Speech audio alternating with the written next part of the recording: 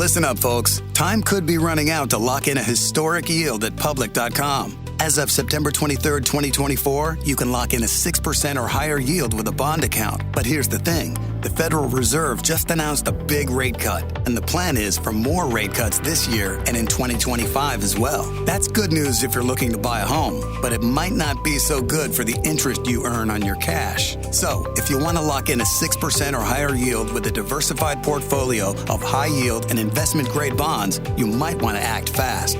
The good news? It only takes a couple of minutes to sign up at public.com. And once you lock in your yield, you can earn regular interest payments even as rates decline. Lock in a 6% or higher yield with a bond account at public.com. But hurry, your yield is not locked in until you invest. Brought to you by Public Investing, member FINRA and SIPC. Yield to worst is not guaranteed. Not an investment recommendation. All investing involves risk. Visit public.com/disclosures for more info. It can get lonely climbing Mount McKinley, so to entertain myself, I go to ChumbaCasino.com. At Chumba Casino, I can play hundreds of online casino-style games for free, like online slots, bingo, Slingo, and more. Plus, I get a daily login bonus. It's just too bad that up here, I don't have anyone to share my excitement with. Woohoo! Woohoo! Live the Chumba life. Anytime, anywhere. Play for free now at ChumbaCasino.com. VGW Group. No purchase necessary. Void where prohibited by law. See terms and conditions. 18+. Welcome to Island Crimes and Mysteries. And now, it's time to join your host Nules for another episode.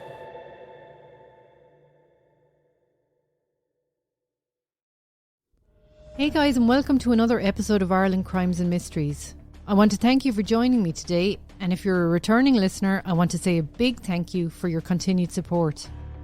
If this is your first time listening to my podcast, welcome. It's great to have you on board. Right guys, before we get started, I just want to really quickly welcome my newest Patreon members, Maria, Keane, Bartholomew, Badly Drawn Eyebrows, and Claire and Billy. Welcome to the gang. And I want to just say again, I really appreciate all your support. And finally, before we do get started, I just want to wish everybody that's listening to me a really, really happy Christmas and a very, very prosperous New Year. I hope you have a joyous Christmas surrounded by all your family and friends and full of food and everything else and presents from Santa Claus. And I hope your New Year is full of health and happiness and everything you wish for. That's all I wanted to say. Happy Christmas, guys. Right. Let's get started on today's episode.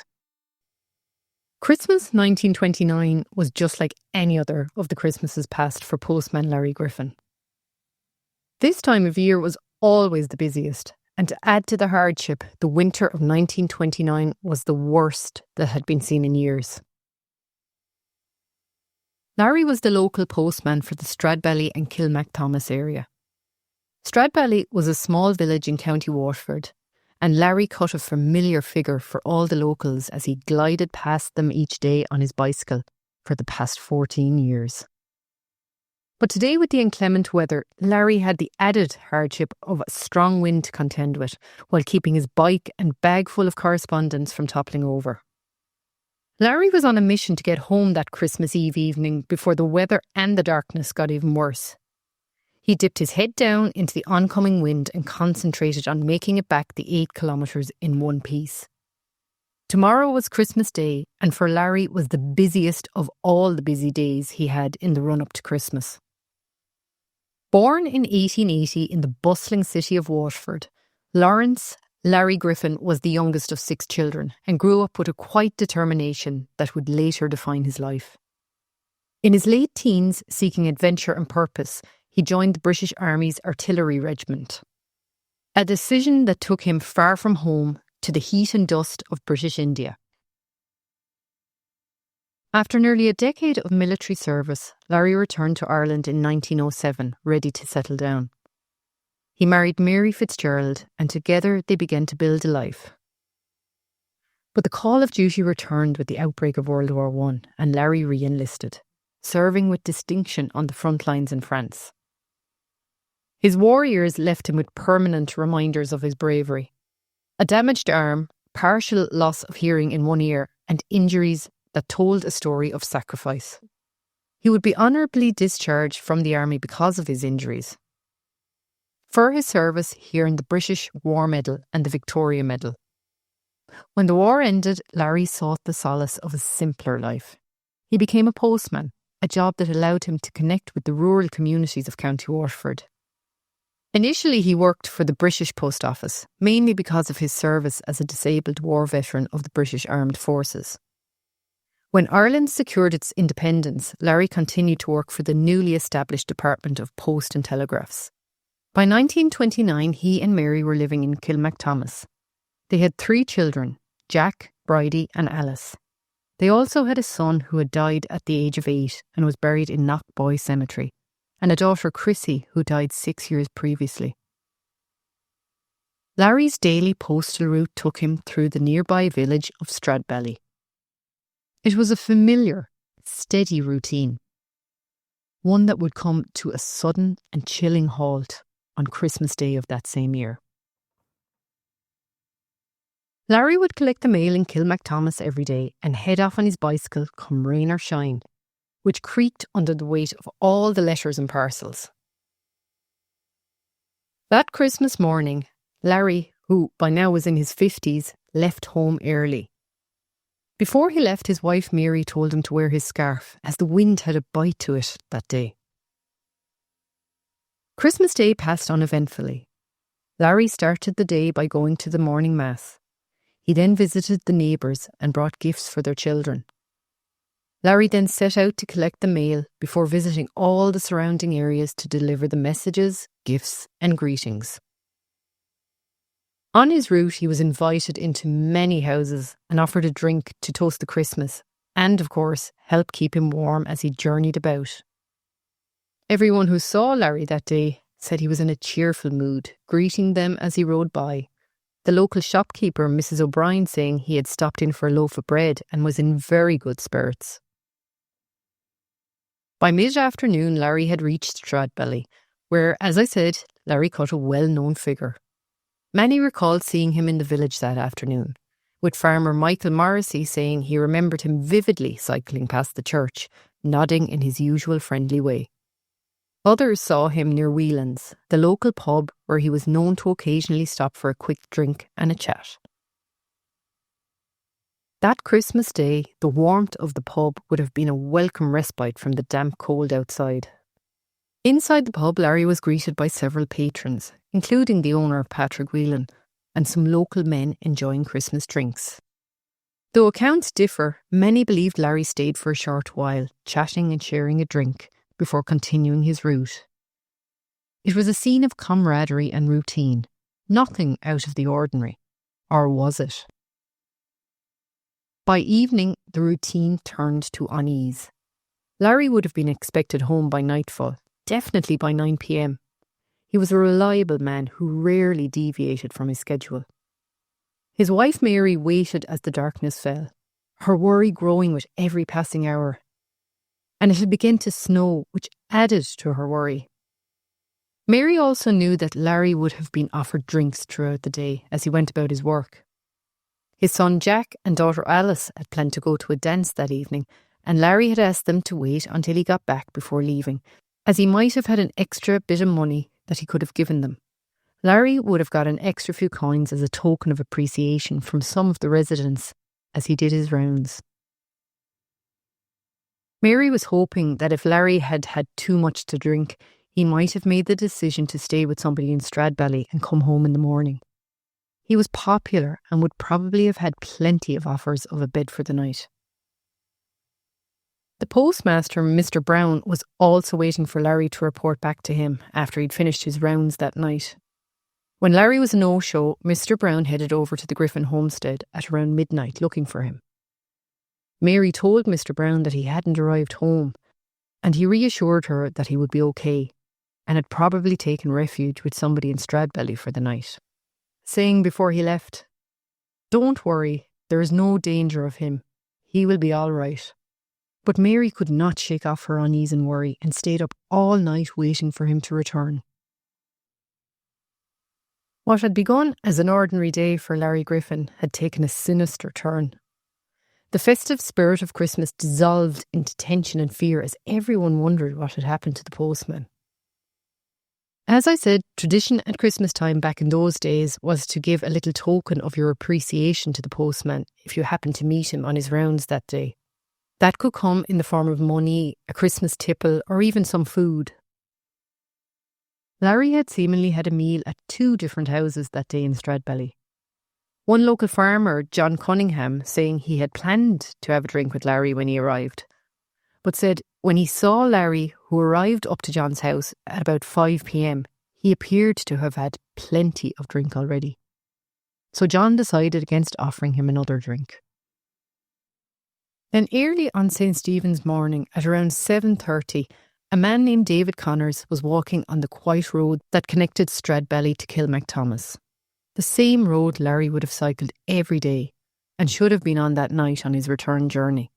This particular stretch of the road was straight for about a mile, with ditches on both sides, so David could see a good bit off in the distance. He was about 2 miles at this stage on his walk outside Stradbally when he discovered a bicycle in the middle of the road, faced in the direction of Kilmacthomas. It looked placed. On closer inspection, David noticed it was a postman's bicycle because of the carrier that was attached to the handlebars, which was used to hold the mailbag that carried the mail.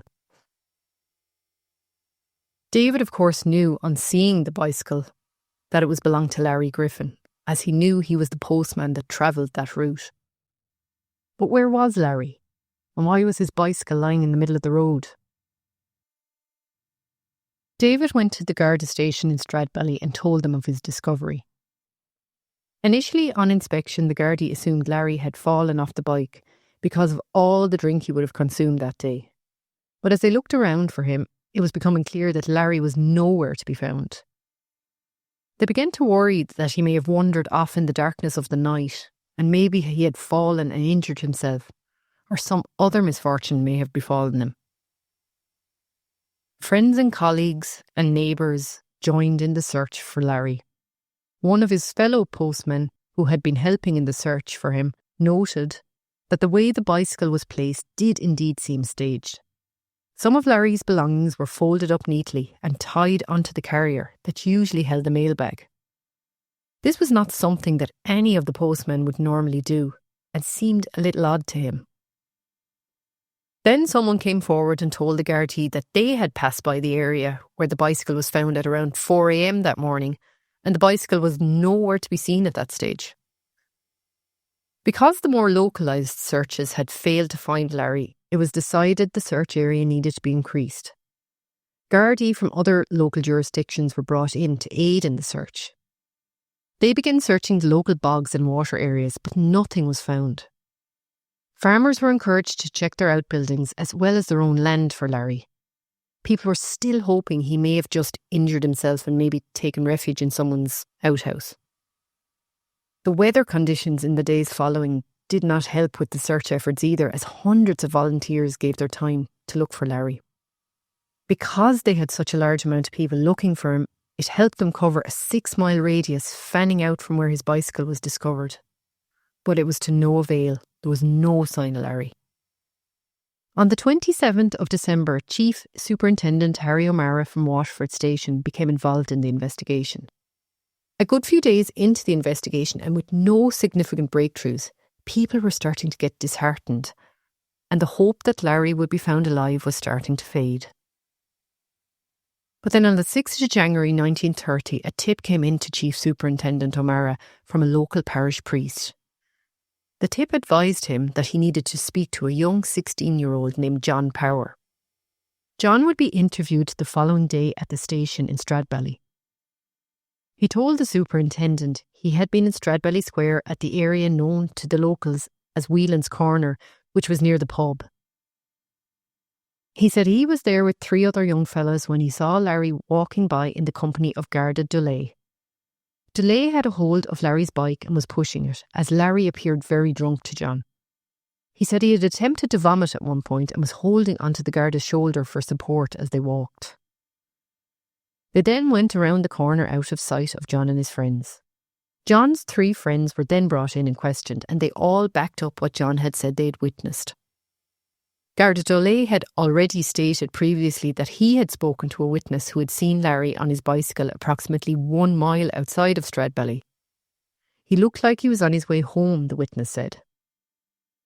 Dole said that Larry was not drunk and was perfectly sober that night when the superintendent questioned him after speaking with John Power. He did admit to having seen Larry at around 6:30 on Christmas Day outside the post office, but hadn't reported it because he didn't feel it was very important. He claimed that he had walked up to the first turn on the Kilmacthomas Road with Larry and that he had chatted with a very sober Larry as they walked. He denied pushing Larry's bike, explaining that Larry had been pushing his own bike, which directly contradicted the statements of John and his friends. He said when he reached the turn for Kilmacthomas, he bade farewell to Larry and walked back to the square, passing John and his 3 friends. He then stood outside the pub waiting for Sissy Whelan to come out. Listen up, folks. Time could be running out to lock in a historic yield at public.com. As of September 23rd, 2024, you can lock in a 6% or higher yield with a bond account. But here's the thing. The Federal Reserve just announced a big rate cut, and the plan is for more rate cuts this year and in 2025 as well. That's good news if you're looking to buy a home, but it might not be so good for the interest you earn on your cash. So, if you want to lock in a 6% or higher yield with a diversified portfolio of high yield and investment-grade bonds, you might want to act fast. The good news? It only takes a couple of minutes to sign up at public.com. And once you lock in your yield, you can earn regular interest payments even as rates decline. Lock in a 6% or higher yield with a bond account at public.com. But hurry, your yield is not locked in until you invest.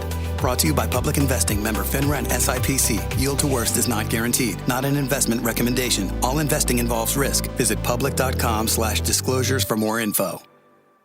Hello, it is Ryan, and I was on a flight the other day playing one of my favorite social spin slot games on ChumbaCasino.com. I looked over at the person sitting next to me, and you know what they were doing? They were also playing Chumba Casino. Everybody's loving having fun with it. Chumba Casino is home to hundreds of casino-style games that you can play for free anytime, anywhere. So sign up now at ChumbaCasino.com to claim your free welcome bonus. That's ChumbaCasino.com and live the Chumba life. Sponsored by Chumba Casino. No purchase necessary. VGW Group. Void where prohibited by law. 18 plus. Terms and conditions apply. Sissy was Patrick Whelan's daughter, and as I said, Patrick Whelan was the owner of the pub. Garda Dole was courting Sissy at the time, and they had made a plan to meet. He said they planned to walk down to the cove together. This was again in stark contradiction to what John had said he'd seen. He said him and his friends were standing at Whelan's corner for at least another hour after Garda Dole had passed up with Larry, and never saw him walk back down past them. Rumours were also going around the village that another Garda, William Murphy, had visited Larry O'Brien, who was one of 3 guys with John Power in the square that day, and told him to keep his mouth shut about what he had seen. Garda Murphy, according to his records, was on patrol from 5 to 8 p.m. that night. He claimed while on patrol he had noticed 2 individuals acting odd, but the individuals in question denied that they had ever seen him.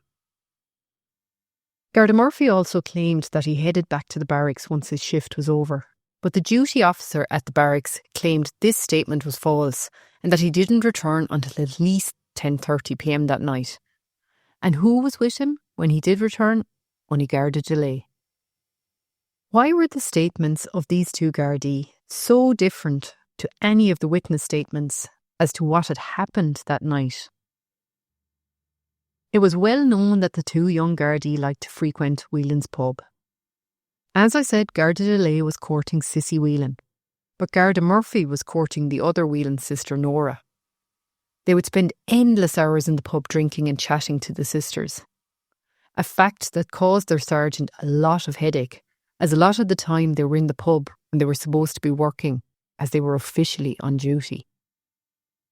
Their sergeant, Sergeant Culnan, had actually made 2 visits to the pub on Christmas night.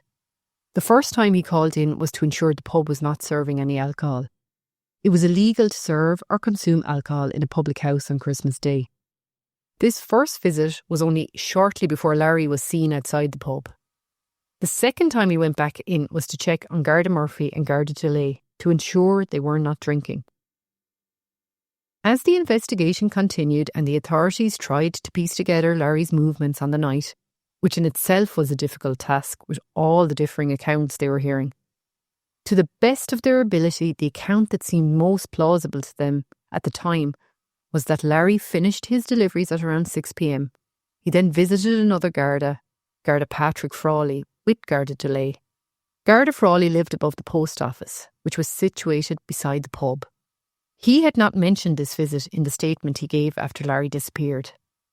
But by all accounts, Larry was well on when he visited, and they had a few more drinks while at Garda Frawley's flat. After they had finished the few drinks, Larry by now was in quite a state. The two Gardaí allegedly took him outside and were trying to figure out what they would do with him, as it was very obvious he was too drunk to make the journey back to Kilmacthomas that night. They seemingly decided to ask at the pub if Larry could stay there for the night. So Garda Frawley walked up to Whelan's to check if it was okay, while Garda Delay watched Larry. As Garda Frawley was going into the pub, he was spotted by Sergeant Cullinan, who assumed that Frawley was heading in for a few illegal pints and followed him in. But Frawley had spotted his boss and hastily walked back out of the pub and went back to Delay and warned him that Cullinan was around. It was around this time that Delay walked past John Power and his friends with Larry and around the corner of the pub out of their view. It was later established by other witnesses that after they disappeared from view, instead of walking Larry to the turn at Kilmacthomas, they had in fact gone in the back entrance to the pub, decreasing their chances of being spotted by anybody. Whelan's was owned by Patrick Whelan and his wife Bridget. In 1929, the pub was in trouble financially. Patrick was behind on the rent of the building and also owed a substantial amount of money to his suppliers. Patrick had claimed to the investigating Gardaí that he had not seen Larry at all on Christmas Day, stating Larry did not come into the pub. He would later change his story when 3 men from Kilmacthomas came looking for Larry on the 26th. Patrick told them that he had in fact seen Larry and that he was very drunk and he had advised him to sleep it off at his home, but he said Larry had refused the offer. Patrick also strenuously denied serving any alcohol to punters on Christmas Day. He said the only people that were in the pub that night were his own family. But this statement was put into question when 2 witnesses, Ed Dunphy and Jack Dowling, said they had a few pints in Whelan's on Christmas night. They said they were sitting in the kitchen, so they didn't actually see who was in the actual pub. They would also say that Sissy Whelan was at the pub that evening, which again put into question Garda Delay's account that he and Sissy had walked to the Cove together. Sissy had told the investigators she was with Garda Delay, backing his story initially. But when she was told that she had been witnessed in the pub, she changed her story and said her and Delay had spent time in the shed behind the pub that evening, and that she would go into the pub once in a while not to arouse suspicion in her mother, as her mother would be annoyed that she was alone with the Garda. All the differing accounts from outside Whelan's pub and within the walls of the pub made the investigating officers suspicious that something had happened to Larry, more than likely in the pub on Christmas Day. But no one was talking. It would be nearly a month before the story would start to come together. On the 23rd of January 1930, detectives brought a man named Thomas Corbett, who was 25 at the time and worked locally as a labourer, in to question him. A man named James Fitzgerald accompanied him to the station, a bachelor man in his 50s. He had given James and his pregnant wife a roof over their heads when they had gotten married. While Thomas was in giving his statement, James was chatting to Chief Superintendent O'Mara. According to O'Mara, James offered up information willingly and was not being officially questioned, but people would later be suspicious of this. James would tell O'Mara that himself and Thomas Corbett had gone to Whelan's with 2 other friends on Christmas Day. He said people were being served drinks that day, contradicting Patrick Whelan, who claimed he did not serve any alcohol on Christmas Day. He said himself and Thomas did see Garda Frawley and Sergeant Cullinan leaving the pub, so they proceeded to go around the back and enter the pub through the back door, so as not to be seen by the 2 Gardaí. He said this was at around 6:30 p.m. He said they sat in the pub kitchen and chatted with Bridget Whelan, stating that he could see out into the main pub area and that there was a large group of people there. He said he could see Larry there too, and he was very intoxicated. He said at some point during the evening, Larry had dropped 3 coins.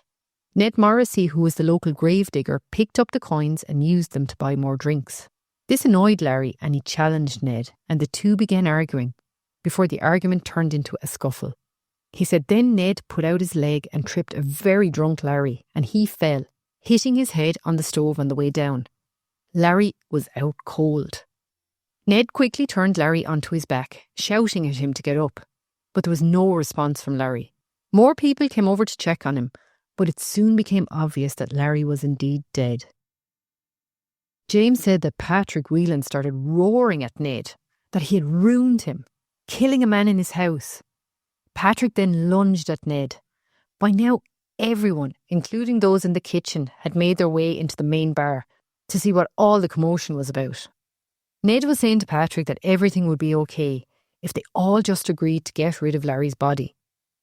This was the only evidence that anything had happened to Larry in the pub that night. Also at the pub that night was a man named Thomas Cashin. He was the local national school principal and was held in very high regard by all. He was also the only person in the village that owned a car. He drove Garda DeLay and Garda Murphy around on the 26th of December searching for Larry and questioning people. James told O'Mara that that very car had been used on Christmas night to transport Larry's body to where it had been disposed. James said Thomas Cashin, along with Ned Morrissey, Patrick Whelan and a man named George Cummins, who was also in the pub that night, had put Larry's body, which was now wrapped in a white sheet, into Thomas's car. Thomas then left with Ned Morrissey accompanying him. James said before they left they were discussing where exactly would be the best place to dispose of Larry's body, and it was eventually decided that they would use an abandoned copper mine in the area. Garda DeLay agreed to take Larry's bike and place it somewhere on the Kilmacthomas Road, where it would be later found. Garda Murphy left the pub with Garda DeLay. While James was outside talking to Chief Superintendent O'Mara, Thomas was inside at the formal interview, giving a completely different account of what had happened on Christmas night. He maintained that himself and James had indeed gone to Whelan's but were refused entry. He said they then headed to another pub and onto a card game, where Thomas said he had ended up having a fist fight. So who was telling the truth? Everyone had their own account of what happened that night, and they were all telling a different story. Only certain things could be corroborated by others about James and Thomas's stories. The 2 other men that James claimed had been with them in Whelan's that night denied being with them, but the Gardaí believed James's account as being the most likely scenario to have happened that night. Because James had implicated so many respected members of the village, he was afraid to stay in Stradbally, so Gardaí brought him home to collect some items of clothing and took him to Waterford City, where he would be held as a protected witness. The following morning, Thomas Cashin and Ned Morrissey were arrested. They were immediately taken to court and charged with the murder of Larry Griffin, as well as disposing of his body to prevent or obstruct a coroner's inquest and stealing his mailbag and postman's hat. These items legally being the property of the Postmaster General. This of course sent shockwaves through the village. Then 2 days later, Patrick Whelan, George Cunningham and another man implicated by James called Patrick Cunningham were arrested. And after that, Bridget Whelan, her daughter Nora and son Jack. The only Whelan family members not charged were Sissy and the youngest son. On February the 3rd, Gardas DeLay and Murphy were arrested. Their arrest brought the number in custody to 10 people. The first preliminary hearing was held on the 7th February at the courthouse in Waterford. The prosecution called as their witness James Fitzgerald, and he was asked to recount his actions on Christmas Day. Initially, his recount was the same as what he had told Chief Superintendent O'Mara at the station in Stradbally. But then, as his testimony continued, the story started to change dramatically. This time he said that he and his friends had gone to Whelan's but had not gotten in. Instead, the drinks were handed out to them on the street. He said they never went into the pub. This new account was very similar to the one Thomas Corbett had given when he was questioned. James then continued his testimony, saying after they had finished that drink, they went to a different pub and then on to play a game of cards. The prosecution were not expecting this sudden change in statement, as they had only spoken to him earlier that morning, and his account had been that of his original account, with just one change. But it was also a major change. He had said that morning when he was speaking to the prosecution that Larry had actually still been breathing when they'd wrapped him in the sheet and taken him from the pub. This statement would have made the case one of definite murder. The barrister for the prosecution, Mr. Finlay, questioned James at length about the statement he had made earlier that morning, but James stuck to his guns, saying his original statement was false, and what he was saying in court now was fact. Having not expected this sudden change in James's statement, which the prosecution were relying on, Mr. Finlay requested a week-long remand, which he was granted. All 10 would remain in custody. The prosecution were determined to try and find Larry's body during this time, as without James's original statement, they had nothing to build a solid case on, so finding his body was paramount. All the abandoned copper mines in the area were being searched as per James's original statement. That is where Thomas Cashin and Ned Morrissey had supposedly disposed of Larry's body. Then, under the cover of darkness at night, Gardaí would dig up 24 recent graves in 6 different graveyards to make sure Larry had not been buried along with the intended remains. Local farms were again searched, as were bodies of water, but Larry's remains were not found. Because they did not find Larry's body, when the hearing restarted on February the 14th, the prosecution could only rely on the testimony of witnesses, which was circumstantial at best. Some witnesses spoke about how some of the defendants had made changes in their accounts that they had provided about their movements on Christmas Day. A local doctor provided testimony about alleged stains of blood that had been found on the wheel of the car and in the pub. But as it was 1930, not much could be done with the bloodstains to prove that they belonged to Larry. The prosecution was given another week to try and build a case. On February the 21st, this was extended by a further week to the 1st of March. At this hearing, the prosecution stated they still had not found Larry's body, but were very confident they would find it soon, and were given a further week to try and locate it. At the hearing on March the 7th, Mr. Finlay had to admit defeat in locating Larry's remains and concluded that further investigation would have to be done in the case before charges could be brought.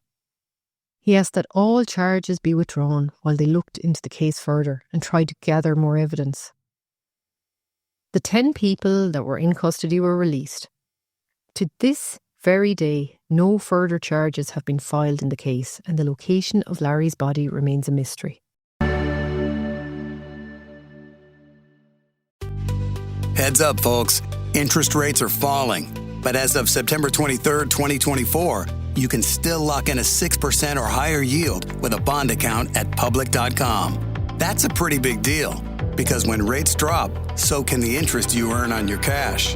A bond account allows you to lock in a 6% or higher yield with a diversified portfolio of high-yield and investment-grade corporate bonds. So while other people are watching their returns shrink, you can sit back with regular interest payments. But you might want to act fast, because your yield is not locked in until you invest. The good news? It only takes a couple of minutes to sign up at public.com. Lock in a 6% or higher yield with a bond account, only at public.com. Brought to you by Public Investing, member FINRA and SIPC. Yield to worst is not guaranteed. Not an investment recommendation. All investing involves risk. Visit public.com/disclosures for more info.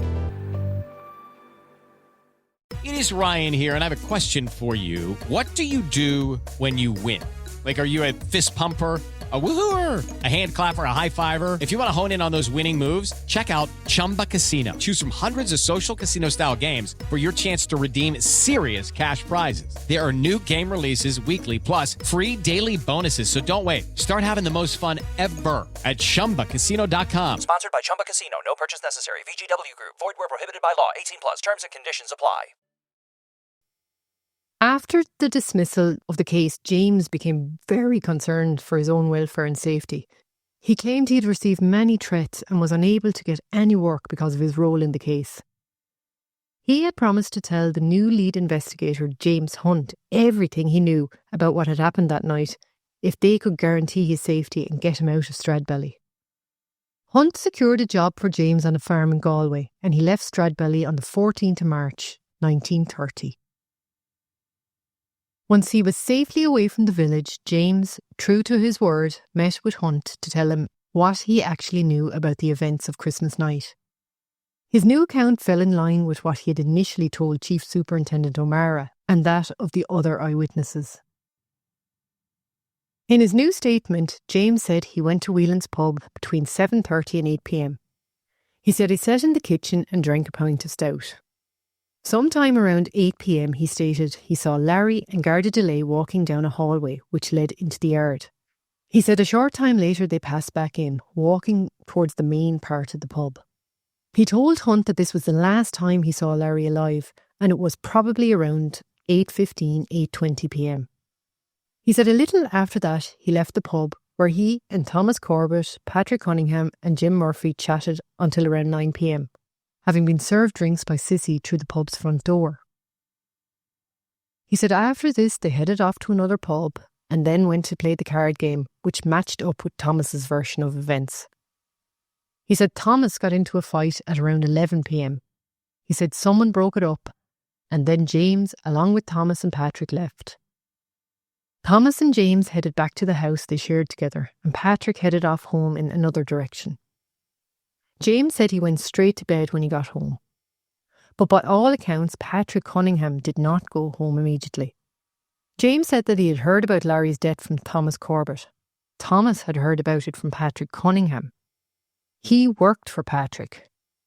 He claimed Patrick had headed back to Whelan's on his way home and had witnessed everything, saying Larry had died sometime around 11:30 p.m. James said that despite the fact the details of Larry's demise came from Patrick Cunningham via Thomas Corbett, the details of the disposal of his remains in the copper mines had come from other sources around the village in the days after the incident. He said everything in his original statement was true, apart from his statement about Larry being wrapped in the white sheet, saying he made that part up. So there were many reasons James had rebuked his original statement in court. One being he was afraid of any reprisals against him, and the second being that a lot of his account was second-hand information. His account could never be fully verified, and so the case remains unsolved and the whereabouts of Larry's remains a mystery. The investigation from the very start was relying on circumstantial evidence and witnesses that could not be fully trusted. A lot of the accounts that were given of what actually happened that night were conflicted, and no two witness accounts appeared to be the same. Years later, in February 2009, RTE commissioned an Irish language programme about historical crimes called CSI and I. One of the people that worked on this programme was a man named Faulkner O'Driscoll, and he went on to write the book, The Missing Postman. He gives an account in the book of new information that came to light when they were researching for the programme. Through their research, they found important documentation on the missing postman case in files from the Department of Justice held at the National Archives. They also found important witness statements, one of which was James Fitzgerald's, and worked closely with the Griffin family. A larger file that probably held a lot more information and statements had been kept from public view for many years for legal reasons, but they hoped now, with the passage of time and the fact that all involved had passed, there would be no objection to the file being released for the family and the researchers to view. He stated in the book that there was information that several boxes of material of physical evidence were being held at Garda HQ. Back in 1930, this physical evidence would have been of very limited help to the investigation. But a lot more information could be garnered from it now, with modern science techniques. The Griffin family appealed directly for the release of this information, but unfortunately their request was refused. Filming of the CSI programme continued, despite not having all the relevant documentation. But they did hope that the media coverage in the run-up to the programme being aired could help stir somebody's memory. Maybe a story that had been passed down through the generations, and that someone might come forward with information as to where Larry was buried. Then, only a few days before the programme was due to air, the Garda Commissioner announced that all the Garda files would be available for inspection in the Garda Museum. Faulkner went to the museum on the 15th of September 2009, excited at what he was going to find, but was soon brought down to earth when he was presented with a single thin file, as he describes it in the book, and was told that this was definitely all the material held on the case at Garda headquarters. He knew, as he already possessed some of the files that were not in this thin file, that he had not been given access to everything they had. After several media appeals, he was contacted by the Garda archivist to tell him that after more inquiries, they had found further documentation and a photo album. When he went to inspect the files, it was obvious they had not just been found, but had been newly refiled in modern file covers. He estimated there was about 5,000 to 10,000 pages, along with the files he had already. He was told, however, that there was no physical evidence relating to the case, and there was no record of when it was disposed of, which was very disappointing. Faulkner said there was one major problem with James Fitzgerald's statement, which became glaringly obvious as he trawled through all the newly released documents. That being that there was very strong evidence suggesting that he was nowhere near the pub and would not have witnessed Larry's death. He felt that Commissioner Hunt was so convinced by James's statement that he failed to cross-reference with other witness statements and failed to notice the fact that his account was based on what he had heard from Thomas Corbett, who had heard the story from Patrick Cunningham, one of which had been in the pub when the incident occurred. As he quoted in the book The Missing Postman, solving the mystery of James Fitzgerald's statement was the key to unlocking the meaning of the thousands of often contradictory pieces of evidence in the missing postman case. By digging through all the new pieces of crucial discovery, Faulkner felt it was now possible for the first time in decades to be able to reconstruct what actually happened on Christmas night, 1929. This version had Larry Murphy finishing his rounds at 6 p.m. He'd had a lot of drink taken after being offered a drink at a lot of houses as he delivered the mail, a hell of a lot more than he was used to consuming. He then met with Garda Delay either at the post office or in front of it. Delay had also been drinking, but was not as inebriated as Larry. They both went up to Garda Frawley's flat above the post office and continued drinking. After a while, the three of them came out of the flat and were standing in the square. The two Gardaí were trying to decide what they would do with Larry, as he had too much to drink to cycle back to Kilmacthomas.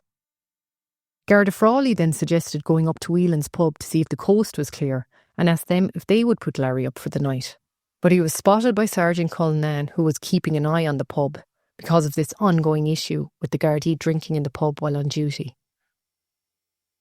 The sergeant followed Frawley into the pub, which prompted him to make a hasty retreat, and he headed back to Delay and Larry.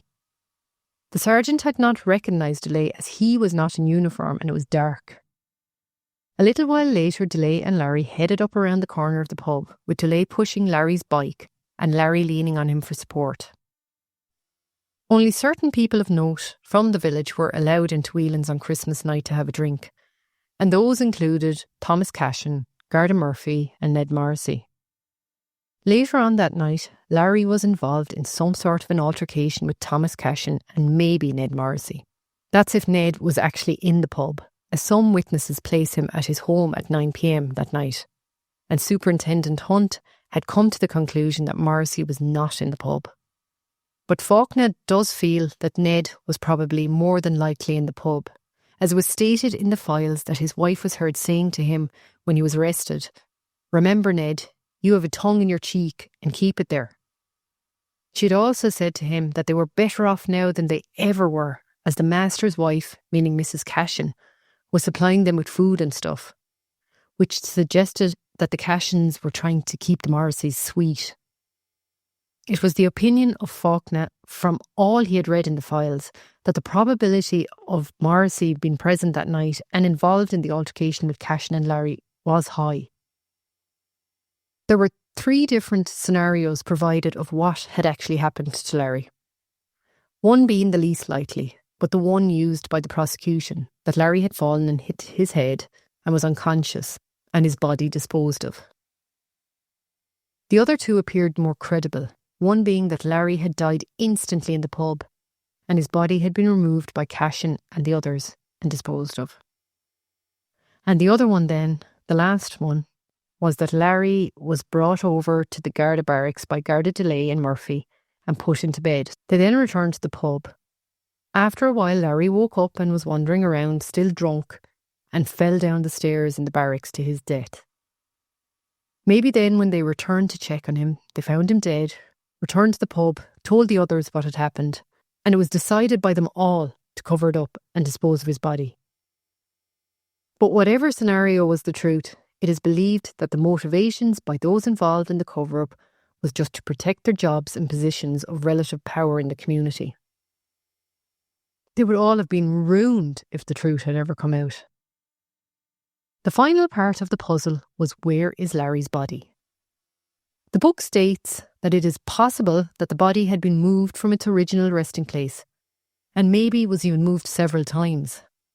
Garda Delay and Murphy were not originally under suspicion in the early stages, and they would have been in a position to preempt Garda searches, knowing that the body was not going to be found at these locations. Some mine shafts had been thoroughly searched, and Larry was definitely not there. But some were harder to search as they were more dangerous, so it could not be said for sure if Larry was in these mines. One of the suggested locations was under the road near Ballyfoyle Bridge, about 2.5 miles from Stradbally. Seemingly at the time Larry went missing, there were roadworks going on in this area, and the theory was that Larry was buried under the roadworks that night, and the council workers unknowingly tarmacadammed over him the following day. This theory does not appear in the Garda files though, and appears to be one of the least likely scenarios. As we reach the end of this story, the disappearance of Larry Griffin on that fateful Christmas Day in 1929 remains a lasting mystery.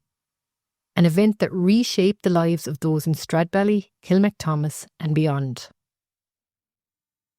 The accounts of what happened that night at Whelan's pub are as varied as they are troubling. From reports of Larry leaving the pub on his bicycle, to whispered suggestions of a scuffle and a cover-up. The truth seems to have dissolved into the fabric of that wintry evening. No single version of events have been conclusively proven. Amazingly, the secret was kept by all those involved. There was no deathbed confessions, no one wanting to clear their conscience. They all took their secret to their grave. And to this day, the question is still asked, and the answer is still unknown. Where is Larry Griffin? So guys, that's it for today's episode of the Ireland Crimes and Mysteries podcast. Again, thanks for your listenership, and don't forget to subscribe to the show and hit that auto download so you never miss an episode. Until the next time, keep your eyes open and your mind curious. This podcast has been compiled from information gathered in the public sphere, like news articles, documentaries, and open source material that can be found on the web. Everything in this podcast is alleged unless a conviction has taken place. You've been listening to Ireland Crimes and Mysteries. Join Nules for another episode, coming real soon. And keep up to date by following our social media sites, our YouTube channel, and our website, irelandcrimesandmysteries.ie. Heads up, folks. Interest rates are falling. But as of September 23rd, 2024, you can still lock in a 6% or higher yield with a bond account at public.com. That's a pretty big deal. Because when rates drop, so can the interest you earn on your cash. A bond account allows you to lock in a 6% or higher yield with a diversified portfolio of high-yield and investment-grade corporate bonds.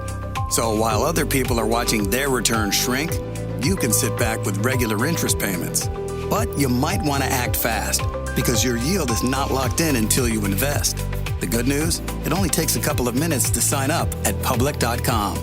Lock in a 6% or higher yield with a bond account, only at public.com. Brought to you by Public Investing, member FINRA and SIPC. Yield to worst is not guaranteed. Not an investment recommendation. All investing involves risk. Visit public.com/disclosures for more info. How to have fun, anytime, anywhere. Step 1. Go to ChumbaCasino.com. ChumbaCasino.com. Got it. Step 2. Collect your welcome bonus. Come to Papa welcome bonus. Step 3. Play hundreds of casino-style games for free. That's a lot of games. All for free? Step 4. Unleash your excitement. Woohoo! Chumba Casino has been delivering thrills for over a decade. So claim your free welcome bonus now and live the Chumba life. Visit ChumbaCasino.com. VGW Group. No purchase necessary. Void where prohibited by law. See terms and conditions. 18+.